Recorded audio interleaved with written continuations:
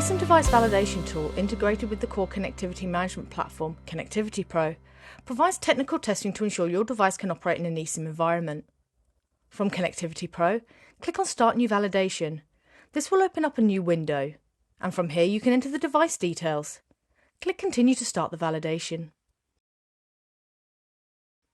There are two types of validation that checks your device's eSIM to network compatibility: Quick and Extended. In this example, we'll move ahead with Extended. Once selected, a pop-up will appear to check and confirm a few configuration settings before moving ahead to begin validation. 1. The device switched on and attached to a network. That the device supports SMS and can receive SMS.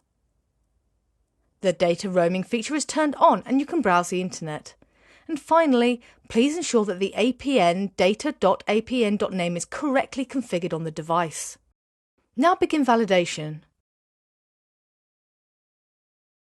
The validation will start and, if successful, run through the steps to full completion. In this example, we have encountered an error to illustrate some new features. A new window is opened which provides a failure reason and also an opportunity to retry and continue the test, which is a new feature. Not only that, but the user can also retry up to 3 times or raise a ticket with support by clicking on Raise Ticket. All the device details entered at the beginning are automatically captured, and you can enter any observations or comments which might be helpful with the investigation. Clicking Submit will raise a ticket to the support team, and a support ticket number will be emailed to the user for reference. Of course, you can still continue to retry for a maximum of 3 retries. However, if you want to quit, click on the X at the top left of the window. A warning will come up and you will have the option to cancel or continue. We now have a successful eSIM validation. Moving to the eSIM coverage dashboard. This provides you with a quick reference of available eSIM coverage by profile at a country level. This simple colour code system shows how many networks are available by service level in that country. We can also type the country name in the search window.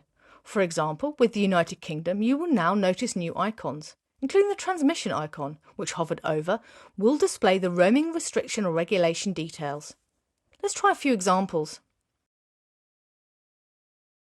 Let's try Austria.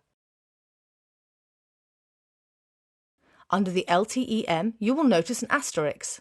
Hovered over the asterisk and it will display the LTM coverage status for that network. And for Saudi Arabia, you will now notice under the transmission icon 90. Hovering over 90 indicates that roaming is restricted for 90 days. This is very useful information in case you are planning any deployments. Downloading of the zoning coverage document is the next new feature. Click on the download icon to open a window where you will be able to select the product of interest. In this example, I'll download OmniSIM Rush. Click Download.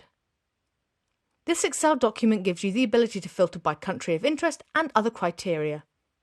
If you want to know more about eSIM device validation, please go to corewireless.com.